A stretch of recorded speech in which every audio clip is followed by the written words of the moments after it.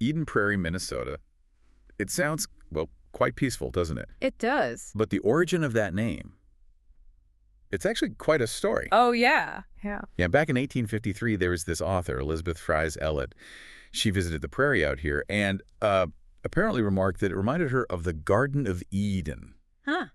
Garden of Eden. And that just stuck. Single observation, yeah. Yeah. It stuck. And now, well, that's what we call it. That initial impression clearly resonated then. So today, let's take all this information we've gathered and really explore Eden Prairie from those earliest days right through to what it is now. Right, a thriving part of the Twin Cities area. Exactly. We want to kind of get to the heart of what this suburb is all about, its story, how it's changed over time, and, the things that really define it today. Okay, so let's go right back, way back. Before it was Eden Prairie, this land was inhabited by Native American tribes. Then after the Treaty of 1851, that's when pioneer families started arriving. By 1852, you had families like Mackenzie, Livingston, Gold, Abbott, Mitchell. They were establishing themselves here. And one of those early sort of visions for a community, John Mackenzie, right? He tried to create a village called Hennepin down along the Minnesota River. Yeah, I read about that. It was even a grain shipping point for a bit. For a time, yeah. Small boats on the river. But what's interesting is, despite that early activity, Hennepin? Well, it just didn't take off. It was eventually abandoned. Makes you wonder about the challenges back then trying to get a settlement permanently established. Definitely. So many factors involved. Okay, so then comes Elizabeth Fries Elliott's visit, 1853. Her Garden of Eden description clearly caught on. It must have. And here's a neat bit of trivia. Eden Prairie officially became a town on the exact same day Minnesota became a state. No kidding. Same day. May 11th, 1858. And their very first town meeting, held in a log house. Pretty classic pioneer stuff. A log house, yeah. Makes sense. But it wasn't all just peaceful settlement, like you said earlier. There were tensions. Right. That same year, 1858, near Murphy's Ferry, there was actually a pretty significant battle between Sioux and Chippewa tribes. Wow. So that's happening right alongside the town forming. Yeah, it reminds you of the complex dynamics in the region during those early years. It wasn't just about the settlers. Okay, so from those, relatively small, maybe tough beginnings, Eden Prairie has seen a huge transformation.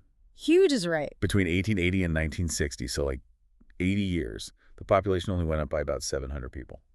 Very, very slow growth. Yeah, incredibly gradual. But then something shifted. Things really started to accelerate after that. They did. The whole economy changed, didn't it? Moved away from mostly farming. Absolutely. You start seeing businesses popping up, diversifying the economy. And today it's over 2,200 businesses. And the population. Over 60,000 residents now. It's often held up as like a model of suburban success. Quite a leap from 700 people over 80 years. You have to wonder what really kicked off that big shift, Education seems like it was always a focus, though.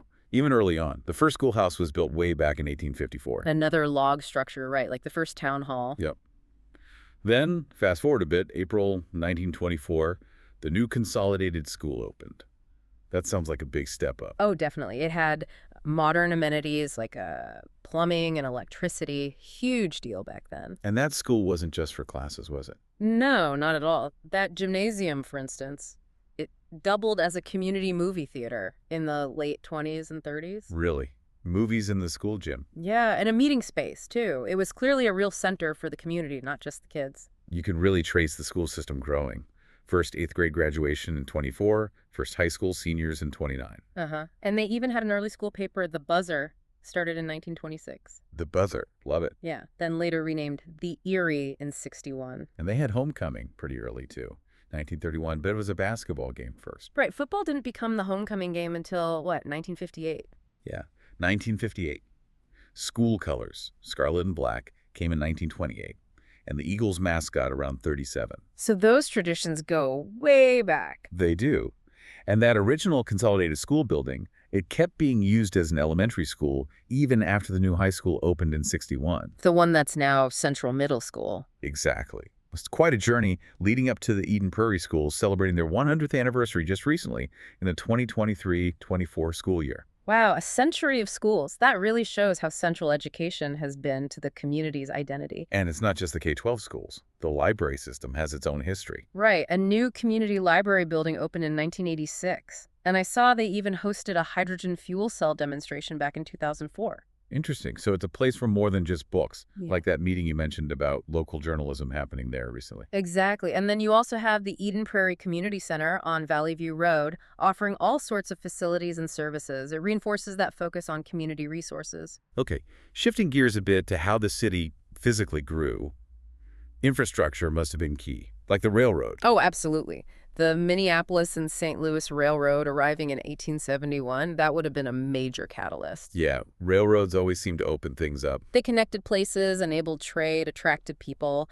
Looking at more recent times, though, infrastructure still shapes things, like the discussions around Eden Prairie Center Mall. Right, I saw that. Potential redevelopment talks in April 2024. Yeah, like a lot of traditional malls, it's facing challenges, declining property values. So the city's exploring mixed-use options, trying to revitalize that area. And the JCPenney there closed permanently this year after that fire in April. Hmm. That probably adds urgency. It certainly highlights the shifts happening in retail. Although the addition of Scheels back in 2020 was seen as a positive anchor, so it's not all decline. It seems like redevelopment is a big theme generally right now, not just the mall, but places like the Golden Triangle along Prairie Center Drive. Yeah, that Presbyterian Homes and Services project, for example.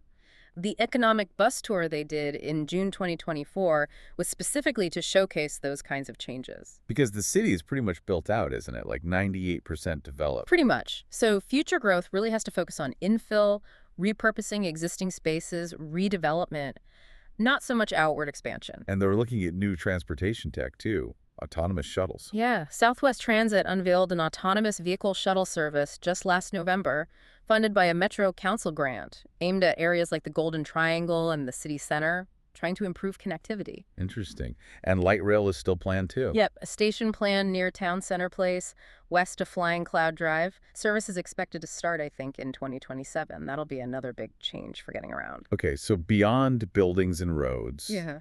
what about the feel of the place? Local culture, recreation. Sounds like parks are a big deal. Oh, huge. 4,500 acres of parkland, that's a lot. You've got major ones like Bryant Lake Regional Park. And historically, simple things like picnics were big social events, right? Apparently so.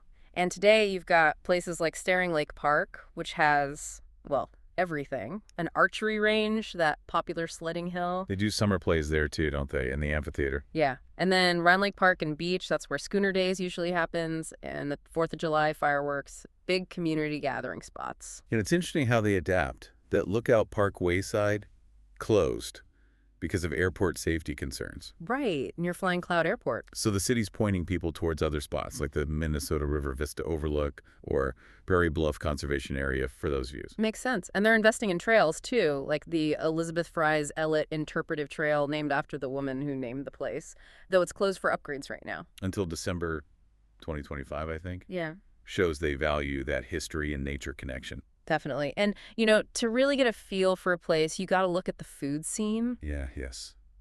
What did the locals say on Reddit? Well, it's a mix, as you'd expect. Lots of love for local spots. Baker's Ribs, which apparently reopened after a Fire Lion's Tap, Greek Grill, and Fryco. Okay, those sound like classics. Yeah. And newer places getting mentions, too, like Tekarepa, Red Moon, Taste of Asia, Smokin' Hottish, Crumb Deli, a whole list. Gina Marie's Pizza, Eden Vietnamese, House of Kai, Naf Naf, Tavern 4 and 5. Right. Aurelia's Authentic Mexican, Punch Pizza, Detello's. And the Asia Mall food court came up a lot for its diversity. It's a pretty active food discussion. Seems like it. And other cultural bits, too, like that Goodrich Ramis barn being reused as an event space. That's pretty cool adaptive reuse. Blending old and new. Yeah. And that citywide prom for the school's 100th anniversary sounds like a big community bash. Yeah, May 2024 seems like a place with strong community events. So speaking of 2024, it sounds like it was a pretty eventful year for Eden Prairie specifically. Lots going on. It really does seem that way. You had practical things like the Eye on Water app helping people find water leaks, and then more debated things, like the closure of Lookout Park Wayside sparking discussion. The teachers finally settling their contract was big news for the schools. And obviously, the centennial celebrations for the schools. Right. And the community really showed up in somber times, too, like the memorial service at Grace Church for the fallen Burnsville first responders. That was hosted in Eden Prairie. That's right. It's interesting seeing those local connections, too, like Adam Bartley, the actor who graduated from EP High, coming back to film a movie. Yeah. Or Caroline Larson, the swimmer, competing at the Olympic trials. Local talent making waves. Even the presidential primary results mirroring the state trends gives you a little insight into the local political pulse. Uh-huh. And those Eden Prairie Center redevelopment talks kept bubbling up through the year. Clearly a major point of focus for the city's future. Lots of human interest stories, too. That student Salatoni's recovery was inspiring. Definitely. And practical safety stuff like adding stop-arm cameras to school buses. Mm-hmm. Then you had Lynn Sosnowski, 55 years old, joining a women's tackle football team. That's amazing. Right.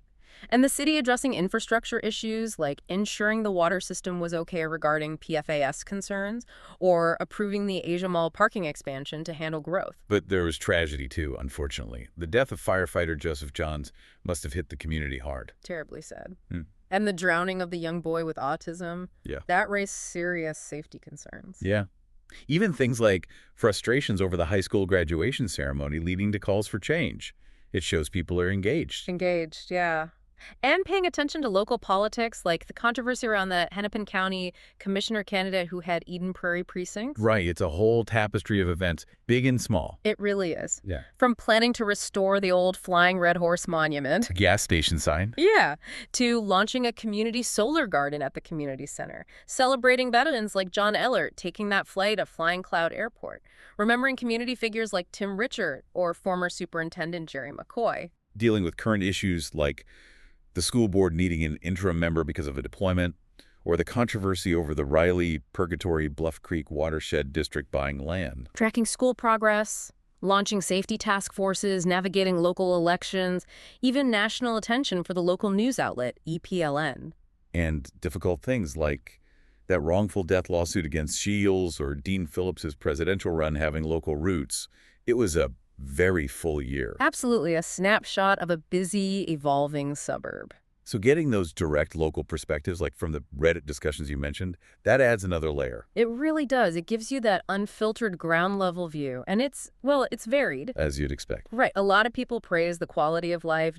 Definitely the parks and the schools come up constantly as positives. But the downsides mentioned. Traffic is a big one. The lack of a central, walkable downtown area, that kind of classic Main Street feel. And related to that, the feeling that it's very car-centric.